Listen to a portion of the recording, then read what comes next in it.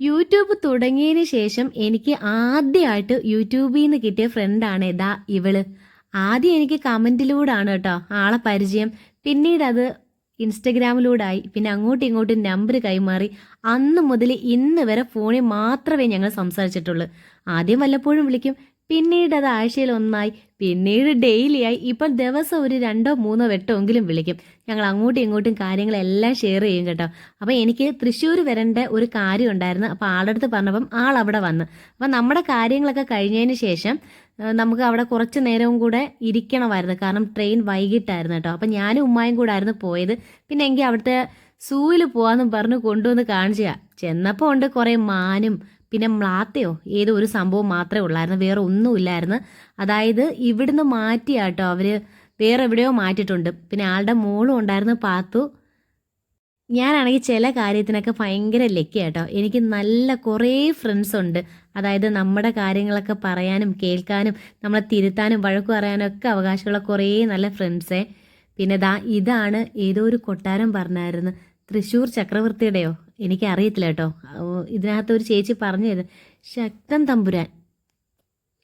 ശക്തൻ തമ്പുരാൻ്റെ കേട്ടോ കൊട്ടാരം. അപ്പോൾ അതിനകത്താണ് മ്യൂസിയം ഒക്കെ വന്നത്. ഞാൻ പറഞ്ഞില്ലേ മാനും പിന്നെ മ്ലാത്തയോ ഈ മാൻ്റെ കണക്ക് തന്നെ ഇരിക്കുന്ന വേറൊരു സംഭവം ഉണ്ടല്ലോ, അതും കൂടെ ഉണ്ടായിരുന്നു. പക്ഷെ അത് കുറേ ഉണ്ടായിരുന്നു. പിന്നെ അവിടേക്ക് ഒന്ന് ചുറ്റിക്കറങ്ങി കണ്ട് നോമ്പുണ്ടായതുകൊണ്ട് പിന്നെ ഞങ്ങൾ അധികം ഒന്നും ഇരുന്നില്ല. പിന്നെ ഞങ്ങൾ ക്ഷീണം മാറ്റാൻ വേണ്ടി ആ പാർക്കിൽ കുറേ നേരം കിടന്ന്, പണ്ട് കാലത്ത് അവരൊക്കെ ഉപയോഗിച്ച കിണറായിരിക്കും അത്, ഇതല്ല കേട്ടോ നേരത്തെ കാണിച്ചത്. കാരണം നമ്പുരാനാണല്ലോ തൃശ്ശൂര്.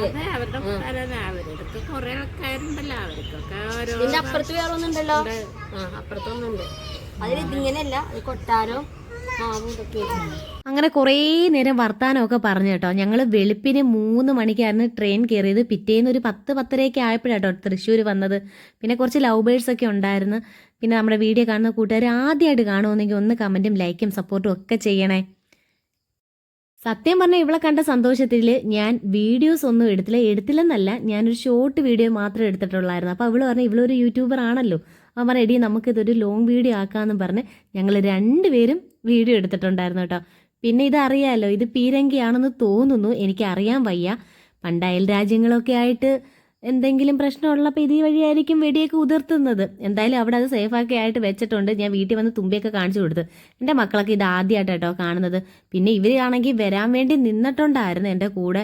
അത്രയും ലോങ് ട്രിപ്പിൽ എനിക്ക് കൊണ്ടുപോകാൻ പറ്റത്തില്ലായിരുന്നു. പിന്നെ വിച്ചുവിന് എക്സാമും കൂടെ ആയിരുന്നു.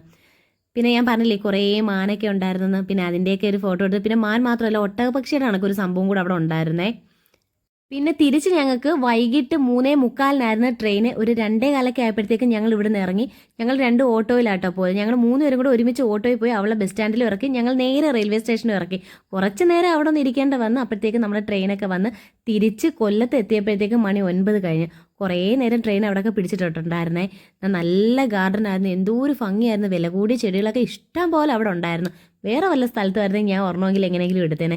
ഞാൻ പറഞ്ഞതോ സംഭവം അതാണ് കേട്ടോ. ഒട്ടകപക്ഷിയുടെ അത്രയേ ഉള്ള യമു ആണെന്നത്. യമു ആണെന്ന് തോന്നുന്നു വെള്ള. അപ്പോഴേ കുഞ്ഞൊരു വീഡിയോ ആയിരുന്നു. അപ്പോൾ ഇത്രയേ ഉള്ളൂ. മറക്കാതൊന്ന് സബ് ചെയ്യണേ. കൂടെ ലൈക്കും കമൻറ്റും ഒക്കെ ഒന്ന് ചെയ്തേക്കണേ.